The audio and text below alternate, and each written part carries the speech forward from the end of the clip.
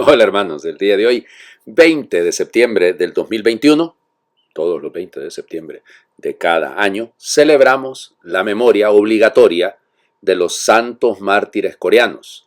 Andrés Quintaegón, el primer sacerdote coreano martirizado, no tenía ni 25 años cuando lo decapitaron. Y Pablo Shon Hassan y sus 101 compañeros. Vamos, ellos fueron canonizados, 103 de ellos, en 1984 por el Papa San Juan Pablo II. Eran 3 obispos, 8 sacerdotes y el resto laicos. Para que vean ustedes, el resto laicos. Miren, la fe en Corea entró de una manera extraordinariamente providencial, si lo quieren. No fueron sacerdotes.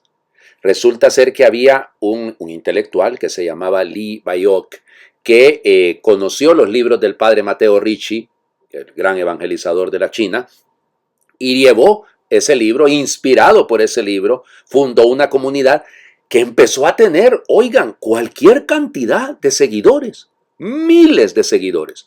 Y entonces realmente aquello fue sorprendente. Luego, entonces, lo que va a ocurrir, más o menos eso es alrededor del año 1785, 1784, y entonces resulta ser que, inspirado por él, como les dice, nace esto, esa comunidad, que sufrió persecución, porque consideraban los reyes de Corea que eso es una locura, porque, fíjense, la razón era por el rechazo, decían ellos los coreanos, a la cultura del respeto a los ancestros, que es propia del mundo coreano, el respeto a los mayores, pero entendidos como los que han muerto.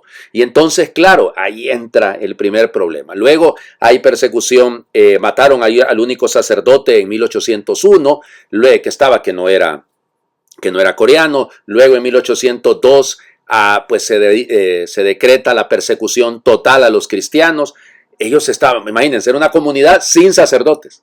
Sin sacerdotes. Luego finalmente en 1837 llega un obispo y 2 sacerdotes de las misiones extranjeras de París. Los mataron a los 2 años. Para que vean, y luego finalmente llegarán en 1866, ya aparecerá un obispo y varios sacerdotes, pero ya había sido martirizado por la presión de Andrés King, que había sido educado para sacerdote en Macao. Y bueno, ya les digo, y son a lo largo del siglo XVIII, del siglo XIX, estos mártires. De hecho, el Papa Francisco, iba a decir San Francisco, bueno, ojalá que llegue a serlo, beatificó en el 2014, beatificó a 124, ahí en Corea. Fue a Seúl y ahí lo beatificó también. O sea, es un grupo grande. Y la comunidad coreana, la iglesia coreana es la que más crece en Asia, porque es por contagio.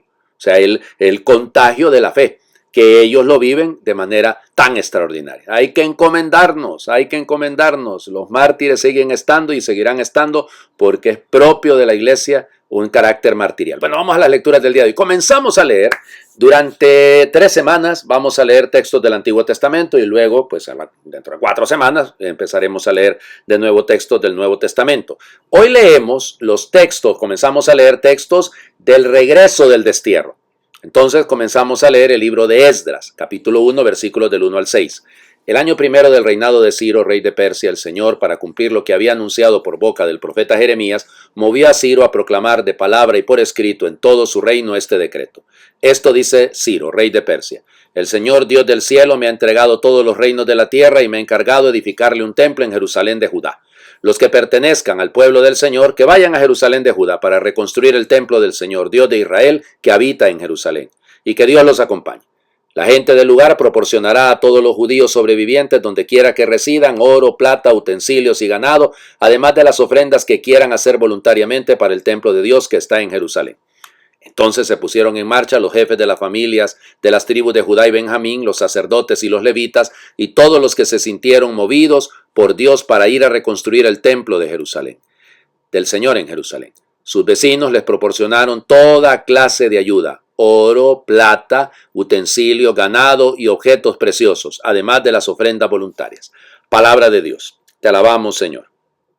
Bueno, en el año 538 a.C., lógicamente, Ciro conquista, oigan, de una manera extraordinaria, es bastante providencial, el reino de Babilonia. Él es rey de Persia, lo que sería hoy en día Irán, ¿no? Más o menos, y conquista Babilonia, que eso sería Irak. Y bueno, Y él permite, y eso es cierto, histórico, ¿no?, que aquellos que habían sido desterrados, porque era la práctica de Nabucodonosor, la práctica de los babilonios, era mover a la gente, trasladarla de su lugar y trasplantarla en otro puesto en Babilonia. La mayoría de los judíos estaban en Ecbatana. Pero bien, habían pasado poco más de 50 años, ¿no?, desde el destierro, porque estamos en el 538 y la última deportación es del 585, así que por lo tanto más o menos 50 años.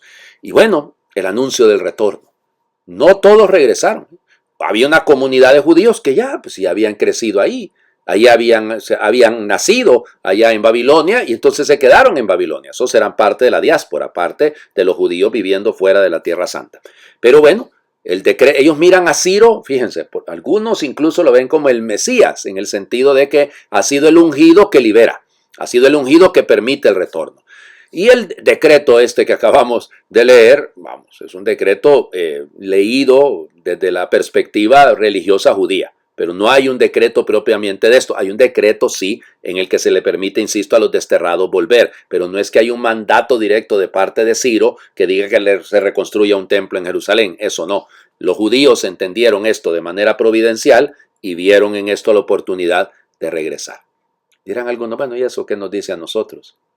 Pregúntenle a una persona que ha estado alejada de la iglesia durante años y regresa, y se confiesa, y comulga. Pregúntenle si entiende esto. Lo va a entender perfectamente. Aquellos que han estado lejos de las celebraciones por la pandemia y logran volver a su casa para encontrarse con el Señor, ¿qué sentirán? O sea, nosotros que siempre estamos, de repente no nos damos cuenta, pero realmente cuando hay un camino llevado de la esclavitud o de la lejanía a la libertad, siempre produce muchísima alegría. Y eso lo vamos a ir viendo a lo largo de estos días. El Evangelio. Lucas, capítulo 8, versículos del 16 al 18. En aquel tiempo Jesús dijo a la multitud: nadie enciende una vela y la tapa con alguna vasija o la esconde debajo de la cama, sino que la pone en un candelero para que los que entren puedan ver la luz.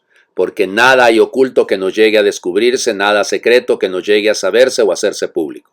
Fíjense pues si están entendiendo bien, porque al que tiene se le dará más, pero al que no tiene se le quitará aún aquello que cree tener.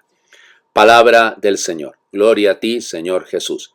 Bueno, los poderosos de este mundo aplican perfectamente el Evangelio, ese último versículo que les acabo de leer. Le quitan a los que poco tienen y les quitan hasta eso que tienen. Sí, eso sí es cierto. Leía yo a uno de los economistas que yo más respeto en el país en estos días, algo de que la manera de sostener a mi país es sacarle el 35% de sus ingresos a las personas más pobres.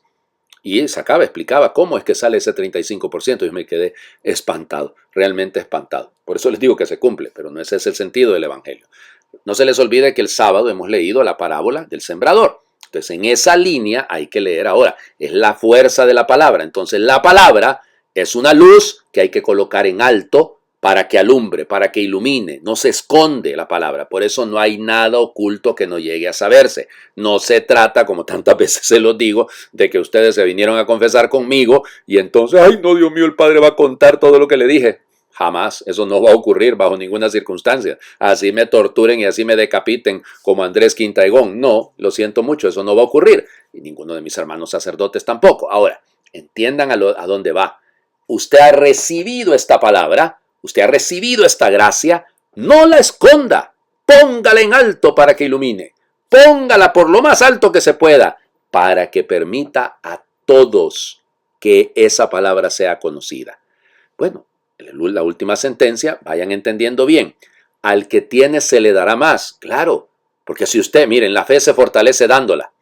Es una llamita que va compartiéndose, piensen en los mártires coreanos, ¿no? Se fue extendiendo aquello hasta una inmensa hoguera que está en el cielo, iluminando la gloria de Dios. Claro que sí, porque ellos fueron propagando, fueron pasando de uno a otro. Si usted comparte la palabra, aquella palabra se multiplica. Al que tiene se le dará más. Al que cree tener, se le quitará, porque se volvió un egoísta que se reservó el asunto. Hay que aprender a compartir, hay que aprender a entregar. Les invito a hacer oración. Haznos, Señor, una comunidad de la buena noticia, abierta, confiada, fraterna, invadida por el gozo de tu espíritu, una comunidad entusiasta, que sepa cantar a la vida, acoger el misterio, vibrar ante su tarea y anunciar con alegría tu reino. Que llevemos la sonrisa en el rostro, el júbilo en las entrañas, la fiesta en el corazón y la felicidad a flor de piel, desbordándose por todos los poros. Que no nos acobarden las dificultades, tensiones, diferencias y conflictos que puedan surgir entre nosotros. Que en nuestra pobreza y debilidad sepamos abrirnos, darnos y compartir con la ilusión de quien se enriquece y se siente dichoso con lo que hace. Da, Señor, a esta comunidad tuya una gran dosis de buen humor para que no deje de cantar y buscar la paz en estos tiempos de inclemencia y violencia, para que sepa desdramatizar tantas situaciones difíciles, ambiguas y equívocas, para que siembre el consuelo y la esperanza entre los que sufren y lloran. Haznos expertos en deshacer nudos y romper cadenas, en curar heridas y dar ternura, en abrir surcos y arrojar semillas, en mostrar la verdad y defender la justicia, y en mantener viva la esperanza. Concédenos, Señor, para todos los que nos ven y sienten, testigos de tu buena noticia y del gozo, la fiesta y la risa que vienen gratis con ella. Amén. El Señor esté con ustedes. Les bendiga Dios por intercesión de San Andrés Quinta Egón, Pablo Sean Hassan y los 101 compañeros mártires, el que es Padre, Hijo y Espíritu Santo, y su bendición descienda y les acompañe siempre. Amén. Y los 124 que beatificó el Papa Francisco también, perdón, es que como fueron beatificados en diferentes momentos, canonizados fueron estos juntos, estos 103, pero ya les digo, es una extensión. Y siguen habiendo, ¿no? Siguen habiendo tantos. Qué lindo, ¿no? Feliz lunes para todos.